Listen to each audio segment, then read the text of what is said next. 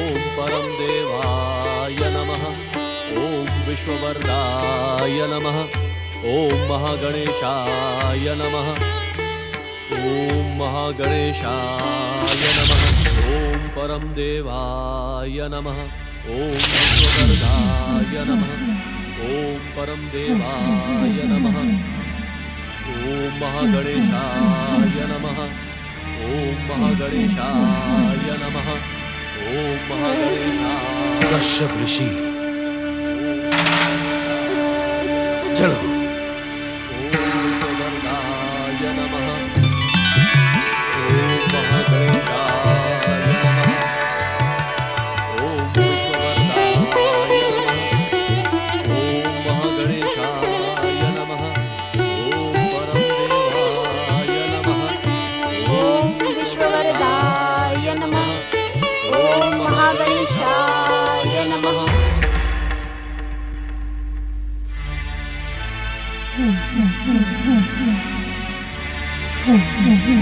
भैया नरांतक, दैत्य माता दीदी का परम शत्रु गजमुख सोया है। पहले हम उन दोनों को समाप्त कर देते हैं। आप उचित कह रहे हैं भैया देवांतक। हम शत्रु के बल को विभाजित करके सरलता से दैत्य माता दीदी को दिया अपना वचन पूरा कर सकेंगे। हाँ। चलो चलो।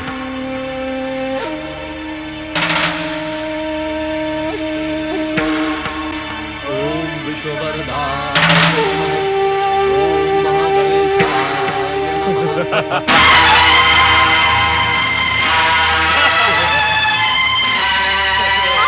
नमः। रक्षा करें श्री महागणेश। रक्षा करें महागणेश। रक्षा करें श्री महागणेश। रक्षा करें।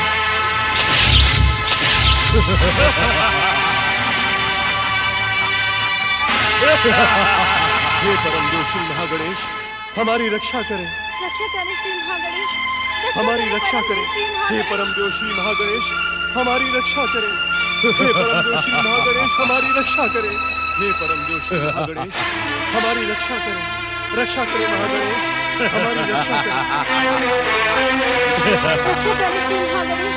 रक्षा करें परम देव श्री महागणेश। रक्षा करें परम देव श्री महागणेश। रक्षा करें। रक्षा करें परम देव श्री महागणेश। रक्षा करें परम देव श्री महागणेश। दुष्ट देवांतक नरांतक, तुम्हारे दुष्कर्मी जीवन को मुक्ति पहुंचाने के लिए अब समय निकट आ गया है। यदि अपने जीवन की रक्षा करना चाहते हो तो मेरे आदरणीय माता पिता को आदर सहित छोड़ दो। छोड़ दे, जैसे तुम्हारी इच्छा।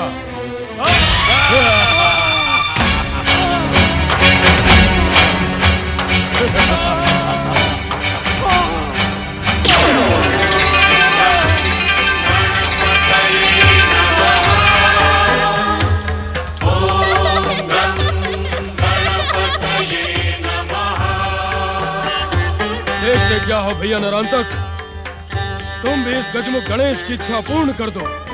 अवश्य भैया देवांतक।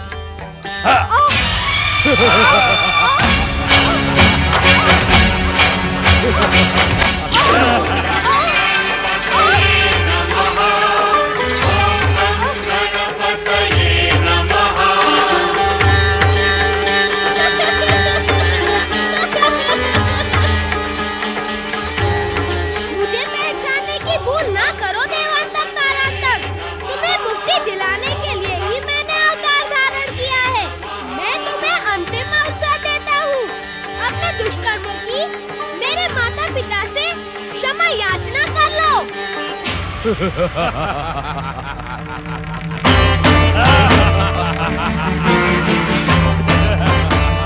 हम क्षमा याचना करने नहीं, माता दीदी के जन्मजात शत्रु को समाप्त करने आए हैं। अब हम पहले तुझे ही समाप्त कर देंगे गजमुख गणेश। सर्वनाश तुम दोनों के सिर पर मृत्यु बनकर नाच रहा है। सर्वनाश तो हमारा ही अनुचर है। क्या तुम नहीं जानते गजमुख कि हम पातालवासी देवांतक और नरांतक का जन्म ही इस संसार से देवताओं और मनुष्यों की परंपरा समाप्त करने के लिए हुआ है। गजमुख, तू हमसे टकराकर भयानक भूल कर रहा है। हम महाप्रलय के महासूत्रधार हैं। हमारे नाम से धाराएं भी कांप उठती हैं, हवा अपनी दिशा बदल लेती है, पर्वत अपने घुटने टेक देते हैं और आकाश अपना मस्तक झुका देता है। दुष्ट गजमुख, तेरा वध करके हम महाप्रलय के सूत्रधार बनेंगे। अपनी इच्छा से एक नई सृष्टि को जन्म देंगे, जिसके देवता आराध्य और सर्वशक्तिमान हम होंगे। सावधान! ऐसा प्रतीत होता है कि पाताल से निकलकर भी अंधकार और नींद ने तुम दोनों का पीछा नहीं छोड़ा। आश्चर्य है, जागते हुए भी तुम दोनों स्वप्न देख रहे हो, परंतु सत्य का एक ही प्रहार तुम दोनों के स्वप्न को नष्ट भ्रष्ट करके रख देगा। भैया निरंतक, ये दुष्ट गजमुख हमारे शरीर से टकराकर चकनाचूर हो जाएगा।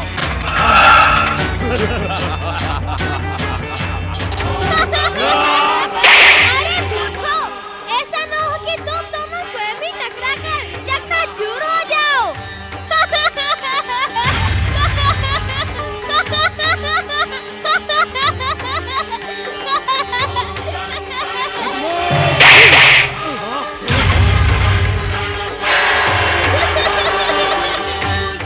मैं यहाँ हूँ।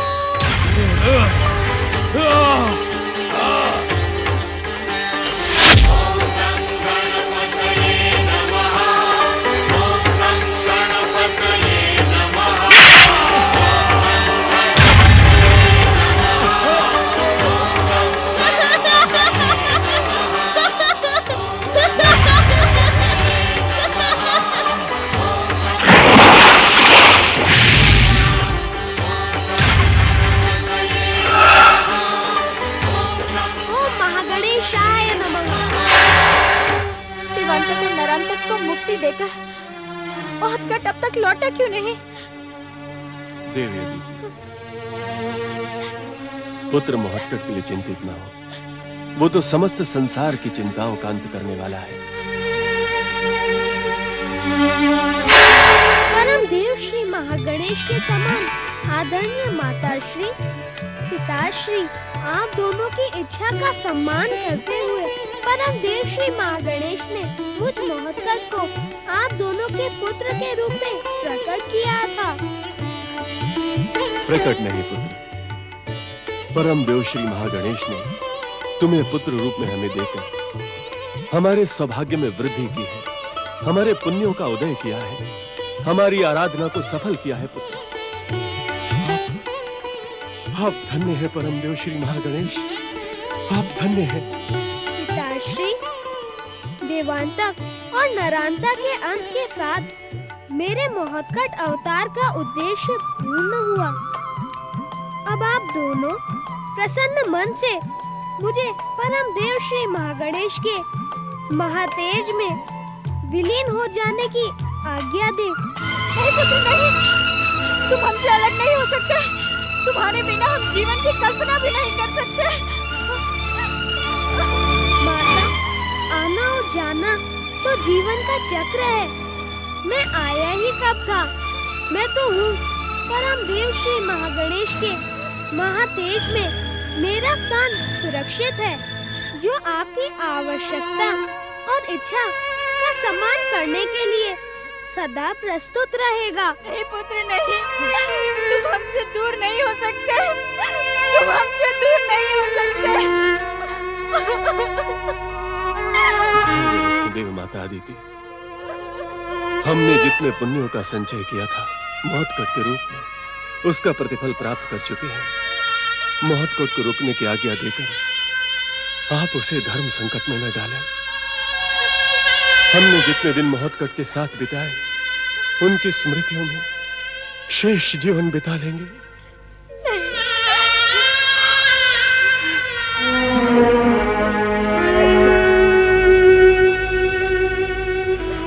देवी, आनंद और प्रसन्नता के साथ महत्कट को जाने की आज्ञा दे। मन के दुख को समझता हूँ, परंतु विधि और विधान की रक्षा करने के लिए मुझे जाना ही होगा। परम देव की इच्छा का सम्मान करना हम सबका कर्तव्य है। हाँ, मेरे पश्चात गौरी पुत्र श्री गणेश आपको पुत्र सुख प्रदान करते हुए आपकी हर इच्छा पूर्ण करेंगे। यह महत्कट का वचन है। ओम पितृ देवाय नमः, ओम मातृ देवये नमः।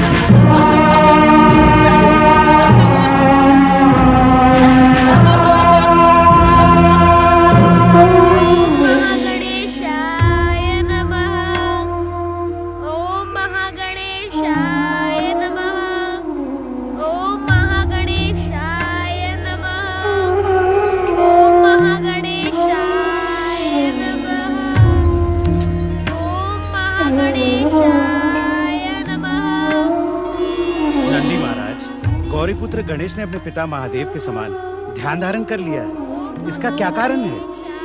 भृंगी, जो प्रश्न तुम मुझसे पूछ रहे हो वो स्वयं श्री गणेश से पूछ लो ना।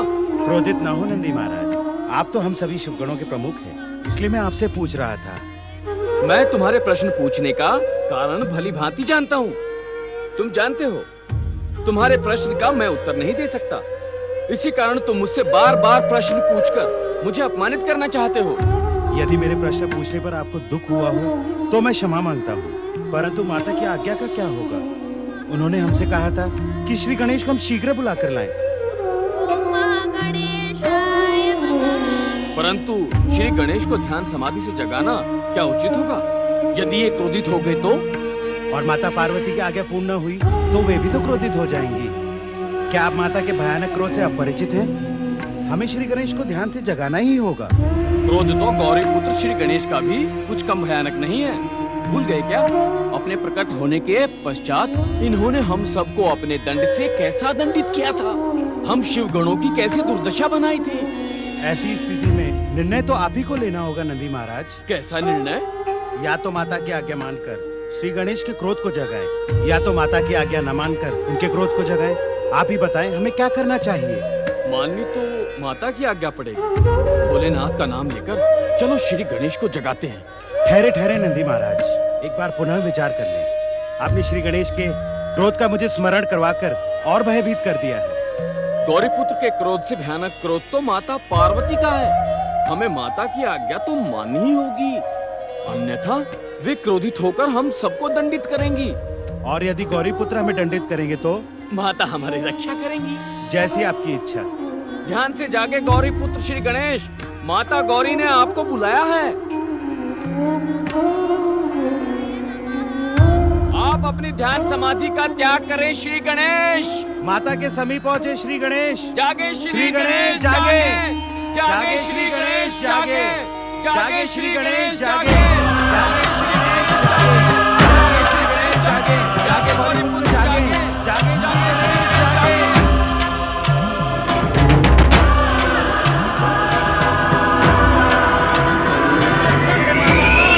श्री गणेश का क्रोध जाग उठा। अरे माता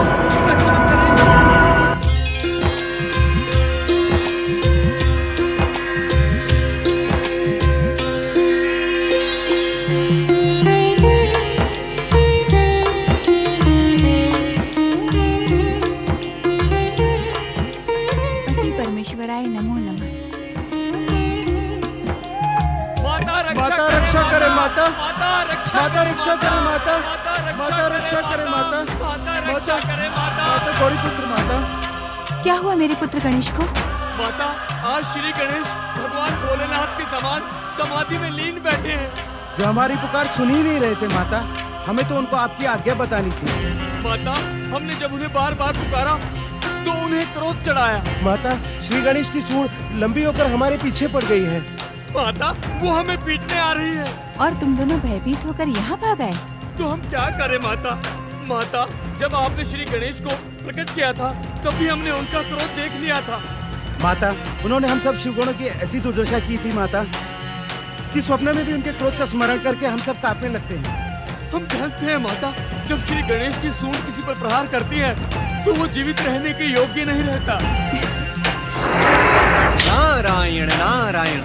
प्रणाम माता पार्वती, प्रणाम देवादिदेव भोलेनाथ। गण प्रमुख नंदी महाराज, श्री गणेश की सूंड अचानक तो किसी पर प्रहार नहीं करती। अवश्य आपने उनके क्रोध को जागृत किया होगा। नहीं नहीं देवऋषि, हमने उनका क्रोध नहीं, हमने केवल उन्हें जगाने का प्रयास किया था। गंग गंग गंग गंग गंग गंग गंग। श्री गणेश को समाधि से जगाने का प्रयास किया। आप दोनों के पराक्रम की तो प्रशंसा करनी चाहिए। देवऋषि, आप हमारी प्रशंसा कर रहे हैं अथवा प्रताड़ित कर रहे हैं? नारायण नारायण। देवर्षि, इस समय भी आप क्या हमें ध्यान समाधि से जगाने के लिए प्रकट हुए हैं? देवर्षि बिना कोई प्रश्न लिए कभी प्रकट नहीं होते स्वामी। वे अवश्य कोई ऐसा प्रश्न लेकर आए होंगे जिसका उत्तर इन्हें कहीं नहीं मिला होगा। प्रश्न नहीं माता, इस समय तो मैं जगत जननी माता पार्वती के सामने एक माता के दुख का समाचार लेकर आया। पुत्र के वियोग से माता को कितना अधिक दुख होता है, इसका अनुमान भला आपसे अधिक कौन लगा सकता है? अर्थात तुम इस समय देवी अदिति के आश्रम से चले आ रहे हो? नारायण नारायण भोलेनाथ, आपसे भला किसी के मन की बात और किसी के कार्य छिपे रह सकते हैं क्या? नहीं भोलेनाथ, आप तो भली बात जानते हैं कि अदिति पुत्र महोत्कच श्री गणेश देवांतक और नरांतक का वध करके श्री महागणेश लोक चले गए। अदिति और ऋषि कश्यप का अब क्या होगा प्रभु? उन दोनों पति पत्नी का दुख मुझसे देखा नहीं गया माता, इसीलिए मैं आप दोनों की शरण में चला आया। उन दोनों के दुख का कुछ उपाय करें। पुत्र गणेश के समान शुद्ध, बुद्ध, चतुर और महान कोई दूसरा तो हो ही नहीं सकता। इसलिए गणेश के अभाव को तो गणेश ही दूर कर सकते हैं। क्यों देवी पार्वती? मैं अपने पुत्रों का वियोग पहले ही बहुत सह चुकी हूँ स्वामी। आप मुझसे कुछ न कहें। एक माता के दुख का अंत करने के लिए दूसरी माता से ना कहें, ये कैसे संभव है देवी? मैं जानती हूँ स्वामी, आप अपनी इच्छा से असंभव को संभव और संभव को असंभव बना सकते हैं, परंतु इस कार्य में मैं किसी की कोई सहायता नहीं कर सकती।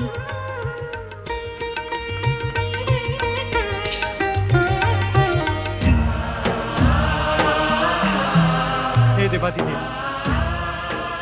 यूं यकायक माता के चले जाने से ऐसा प्रतीत होता है कि देवी अदिति और ऋषि कश्यप के दुखों का अंत कभी नहीं होगा।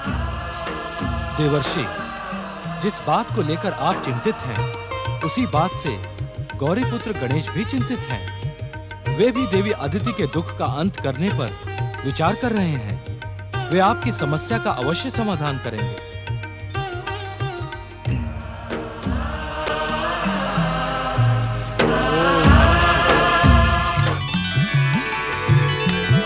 पुत्र गणेश, गजानन,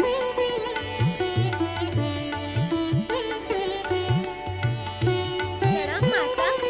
मेरे कारण आपको कोई कष्ट तो नहीं हुआ ना? कष्ट कैसा पुत्र, तुम तो सदा ही मेरे आनंद के कारण हो, परंतु तुम्हारे क्रोध से नंदी और भृंगी को अवश्य कष्ट हुआ। वो डरकर मेरे पास आ पहुँचे। माताश्री, यह तो सारा संसार जानता है कि जैसी करनी वैसी भरनी। पिताश्री के इस पुण्य धाम कैलाश लोक में किसी की समाधि को भंग करना तो भयानक अपराध है ना माता। नंदी और भृंगी ने कैलाश में अशांति को जन्म देकर कोई उचित काम तो नहीं किया। अशांति को जन्म देकर? मैं कुछ समझी नहीं पुत्र। वे दोनों सप्तम स्वर में मुझे पुकार रहे थे, फिर भी मैंने कुछ नहीं किया। जो कुछ भी किया वो मेरी सूंड ने किया। अब सूंड कुछ करे तो मैं क्या कर सकता हूँ माता? हाँ पुत्र, तुम भला इसमें क्या कर सकते हो, परंतु तुम मुझे ये तो बताओ, तुमने ये ध्यान समाधि लगाना कब से प्रारंभ कर दिया? जब से भैया कर चले गए। जब से मेरे साथ खेलने वाला कोई नहीं रहा, तब से माता। कुमार के जाने का दुख तो मुझे भी है पुत्र, परंतु स्वामी की आज्ञा और कुमार के भविष्य के लिए मुझे अपनी भावनाओं को दबाना पड़ा। पुत्र, कैलाश में शिवगणों के पुत्र होते हैं, वे तुम्हारे साथ खेलना चाहते हैं, परंतु तुम इन दिनों उन सबकी उपेक्षा कर देते हो। क्या आप उस उपेक्षा का कारण जानना चाहती हैं माता? अवश्य पुत्र। माता, वे मेरे साथ समानता का व्यवहार नहीं करते, न जाने क्यों मुझसे डरते हैं। अब खेल में तो सब समान होते हैं ना माता। वे मेरे साथ हमजोली जैसा व्यवहार नहीं करते, इसीलिए मुझे उनके साथ खेलना प्रिय नहीं है। वे तुमसे नहीं, तुम्हारी सूंड से डरते हैं, न जाने कब क्या कर दे। तुम तो कुछ करते नहीं, करती तो सब कुछ तुम्हारी ये सूंड है ना। परंतु माता, मुझे खेलने के लिए ऐसा साथी चाहिए जो मुझे खेल में हराने का प्रयास करे, मुझे छकाए। अब ऐसा साथी न मिलने तक भला आनंद कैसे आएगा? तुम ही बताओ ना माता। मैं तुम्हारे अकेलेपन को समझती हूँ गजानन। क्या इसी कारण तुमने ध्यान समाधि लगाना प्रारंभ कर दिया, अथवा इसका कोई और कारण है? तुमने मुझे उत्तर नहीं दिया गणपति।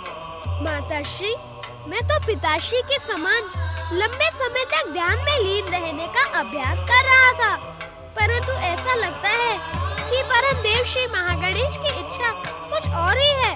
बार बार मेरी ध्यान समाधि में बाधाएं पड़ रही है। माताश्री, क्या मैं एक प्रार्थना करूं? अवश्य पुत्र। क्या आप ऐसा उपाय कर सकती हैं जिससे मेरी समाधि में विघ्न ना पड़े? तुम तो स्वयं विघ्नहर्ता हो गजानन। अपने ध्यान के विघ्नों को अपनी इच्छा से नष्ट कर सकते हो। कर तो सकता हूँ माता, परंतु उस उपाय से किसी और को कष्ट पहुँचे, यह भी तो उचित नहीं है। बेचारे नंदी और भृंगी भयभीत होकर भाग गए। अब मैं क्या करूँ माता? जो कुछ करना है फिर कर लेना। ध्यान के लिए तो तुम्हें अनेक अवसर मिलेंगे पुत्र। इस समय तुम मेरे साथ चलो। मैंने तुम्हारे लिए स्वादिष्ट मोदक बनाकर रखे हैं, और मैं ये भी जानती हूँ पुत्र कि श्री महागणेश तुम्हारी ध्यान समाधि पूर्ण क्यों नहीं होने दे रहे। क्यों माता? क्योंकि परम देव जानते हैं कि उनके अवतारी गौरी पुत्र अपनी भूख पर नियंत्रण नहीं रख पाते। नहीं माता, मैं पिताश्री के समान अपनी भूख को लंबे समय तक रोक सकता हूँ। इस समय भी मैं आपके साथ मोदक खाने के लिए नहीं जाऊंगा, ध्यान समाधि लगाऊंगा। क्या तुम्हें भूख नहीं लगी पुत्र? भूख से ध्यान का महत्व अधिक है माता। परंतु तुम्हारे लिए ध्यान से अधिक भूख महत्वपूर्ण है, और तुम्हारे पिताश्री के लिए ध्यान का महत्व अधिक है। भूख तो मुझे लग रही थी माता, परंतु अभी अभी समाधि में मैंने जो कुछ भी देखा उससे मेरी भूख समाप्त हो गई माता। ऐसा क्या देख लिया तुमने ध्यान में? मैंने देखा कि परम देव श्री महागणेश के महत्कट अवतार की माता देवी अदिति पुत्र वियोग में आंसू बहा रही है। मुझसे उनका दुख नहीं देखा गया। तुम तो जानती हो माता कि परम देव श्री महागणेश के समान किसी के बहते हुए आंसू नहीं देख सकता। गजानन, तुम कहीं मुझे छोड़कर वहाँ जाने की तो नहीं सोच रहे हो? तुमने पहले भी ऐसा किया था, क्या फिर? तुम दुखी न हो माता, मैं ऐसा कुछ भी नहीं करूँगा जो तुम्हारी इच्छा के विरुद्ध होगा।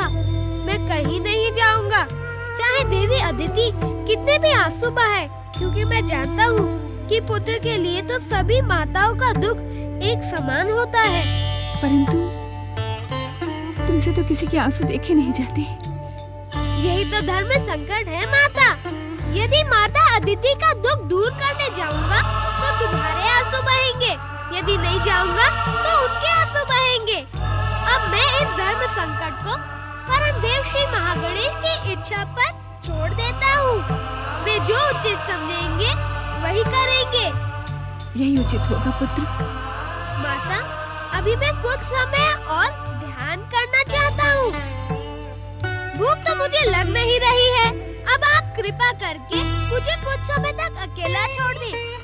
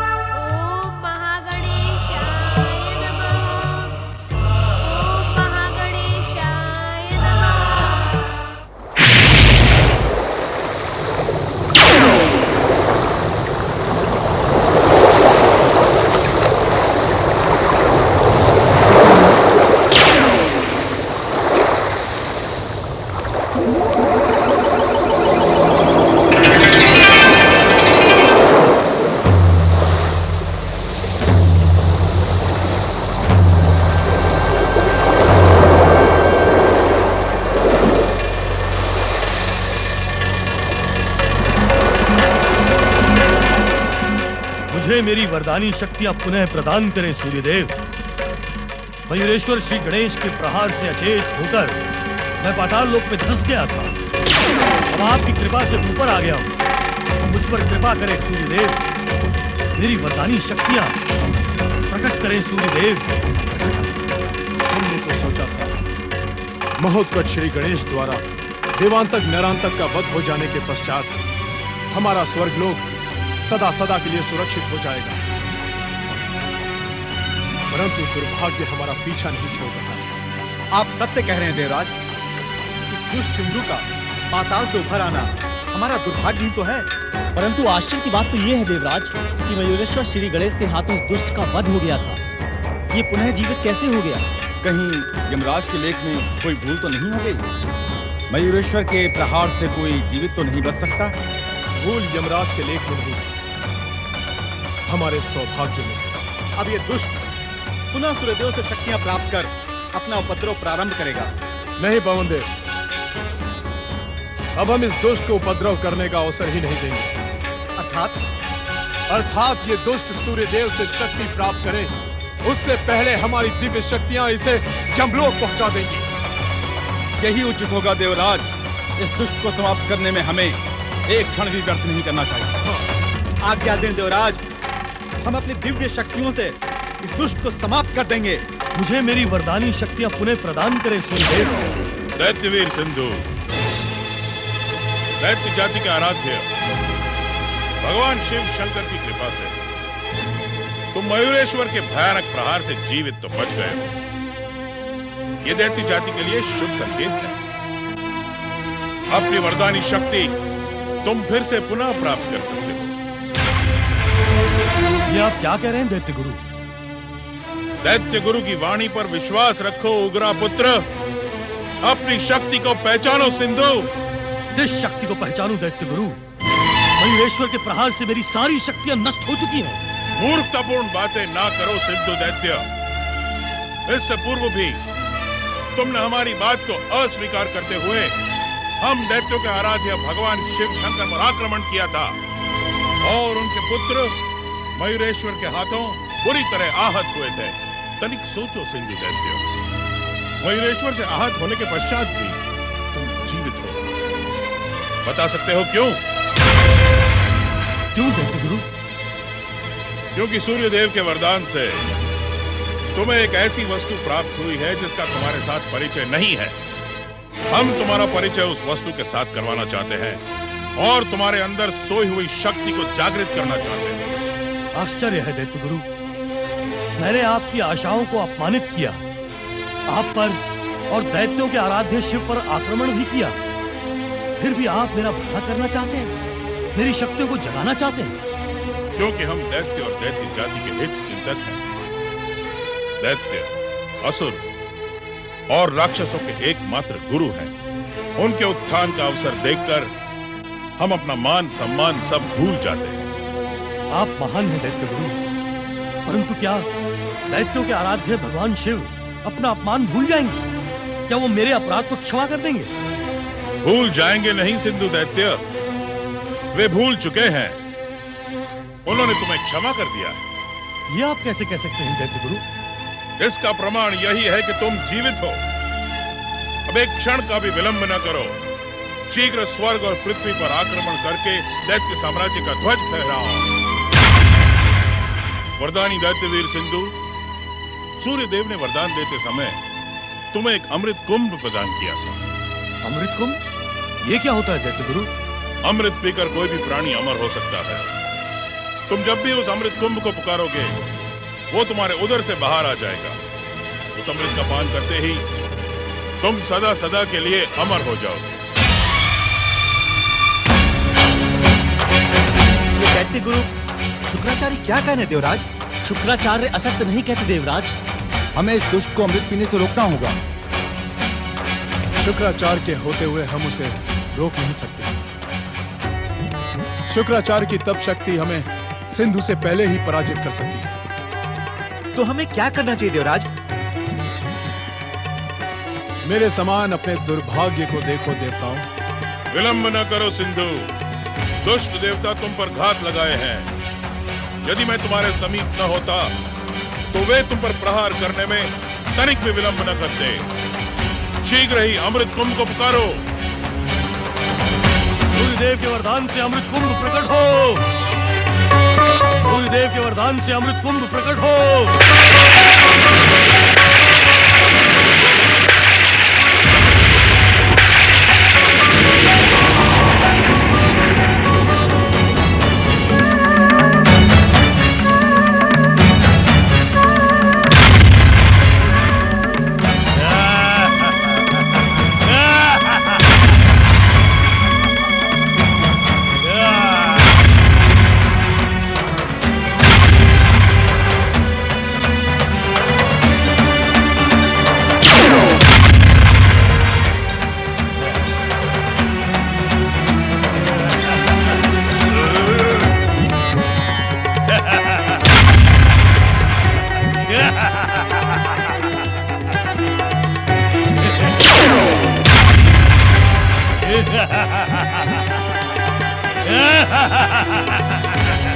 अमृत पीकर अब मैं सदा सदा के लिए अमर हो गया दुष्ट देवताओं।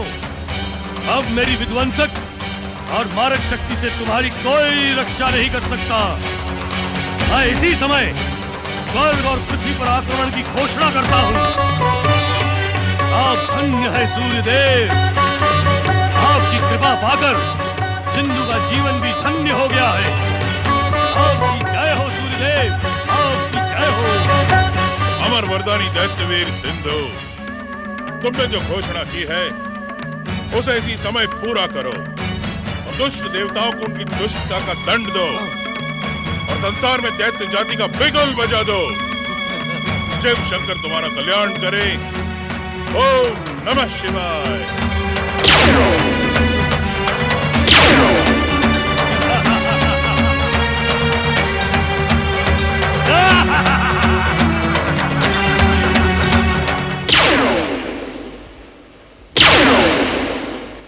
सूर्यदेव शीघ्र प्रकट हो।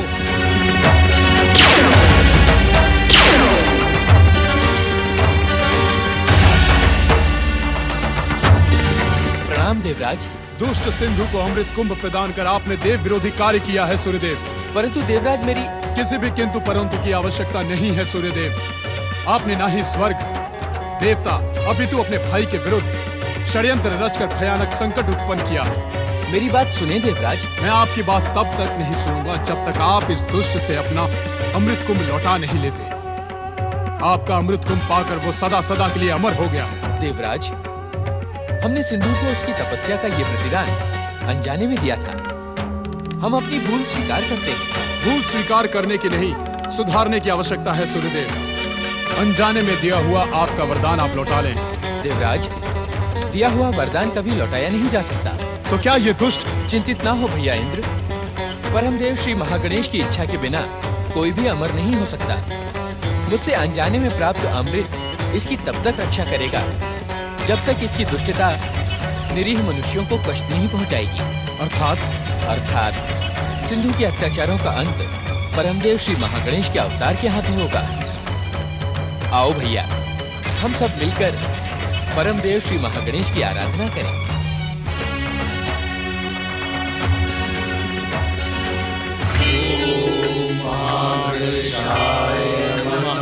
ओम महागणेशाय नमः। ओम परम देवाय नमः। ओम विश्वदाय नमः। ओम महागणेशाय नमः। ओम परम देवाय नमः। ओम विश्वदाय नमः।